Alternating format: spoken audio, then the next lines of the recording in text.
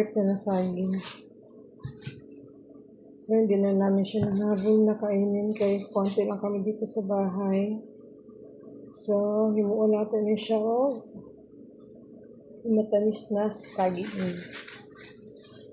So guys, samahan niyo ako. Mag-prepare tayo dito.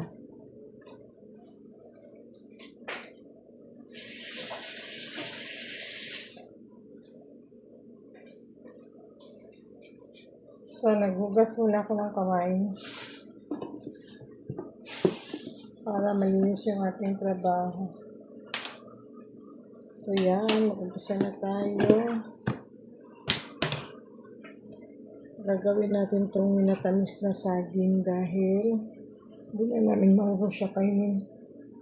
Para ma-preserve natin. Sayang naman kung itatapon lang.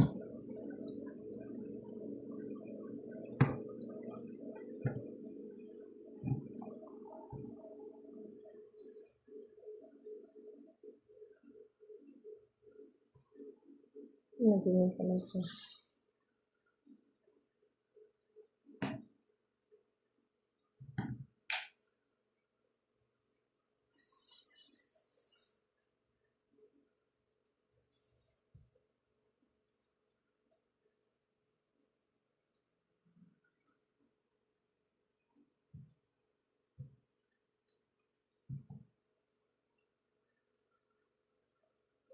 So, manipis lang ang gagawin natin na slice para mabilis na siyang maluto.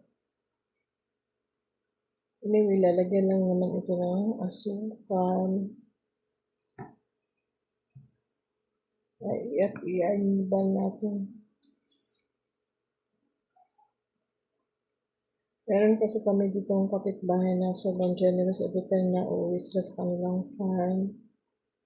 Pagdating nila niyan, abutan kami ng mga saging sa labas. So, hindi namin mahabol ka-apat na kami dito sa bahay. So, gawin natin ng ganito. Masarap din sana ito gawin na, yung banana fritter. Kaso lang wala na akong enough na time na magtrabaho pa. Ganito na lang para mas mabilis at maluto. Maganda ito siya na saging kasi walang walang artificial na pampahinog. Hinog talaga ito siya sa puno. Hindi ko lang talaga siya naasikaso ng mga previous days kaya may marami din akong ginagawa.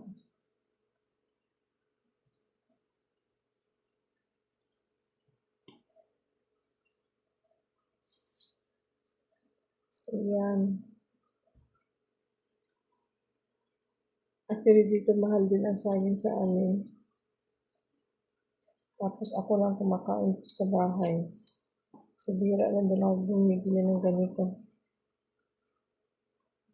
Pero, kung lulutuin mo ng tamis na saging, maubos to.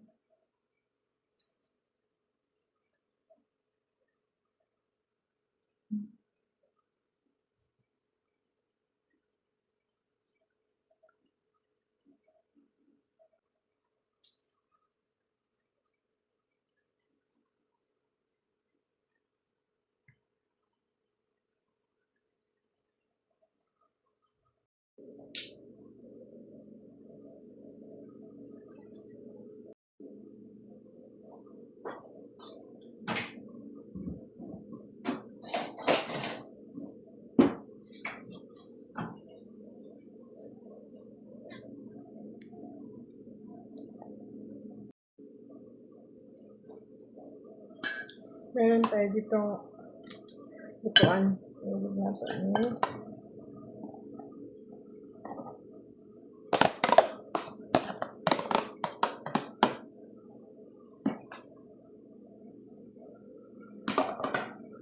Meron akong konting vanilla.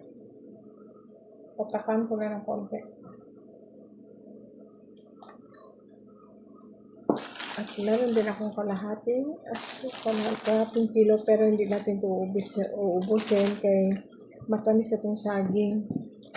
So, lagyan lang natin siguro nito mga kalahati pa, parang 1/4 lang. Kaya sobrang tamis na ng saging.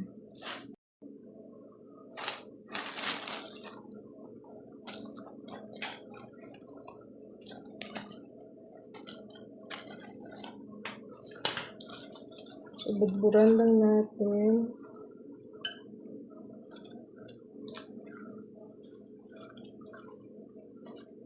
Yan. So, buhusan na natin siya ng konting tubig lang. Pero kasi magtutubig naman tong itong saging. Dahil overripe na nga siya. Ako kasi naglalagay ako kalahati lang. Kung ano kadami ng aking saging, kalahati lang din yung aking water. So, imikos-mekos lang natin siya.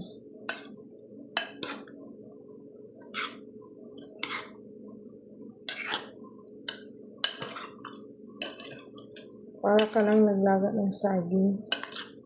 Pero antayin na natin to na mag-ainbal yung kanyang water para okay na siya. Para naglaga ka lang ng saging talaga. Ito lang, lalagyan mo lang ng asukal tsaka yung vanilla. So, napansin nyo yung water niya, hindi siya umabot dito kung ano kadami yung saging. Nag-start na siya nag-water, oh. So, sasalang lang natin na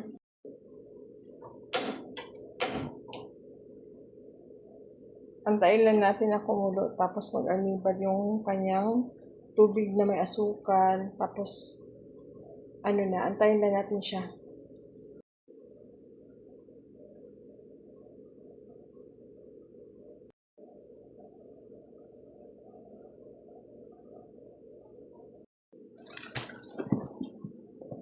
So, hindi natin inubos yung kalahating asukal. Di ba, konti lang nabawas. Mamaya, mag-a-adjust tayo if ever na medyo kulangin siya sa tamis. But, para sa akin kasi matamis na yung saging. So, konti lang talaga ang asukal ang kailangan. But later, titikman natin kung tama na ba o kulang. So, lalagay ko muna dito. Mag-wait tayo mamaya para makita natin kung luto na yung ating sinalang.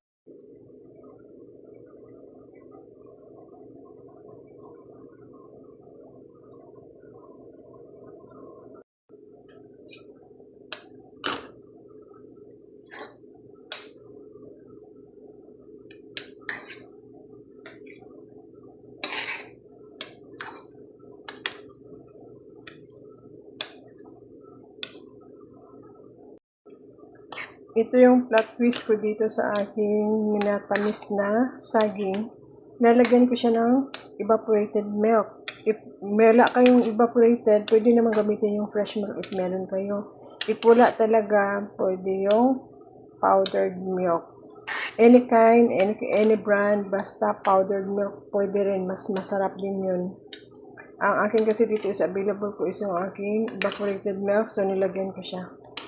Napaka-creamy ito siya mga sis, kaya kung type yung gayahin nyo lang. Ganito ako magawa ng aking minatamis na saging with evaporated milk.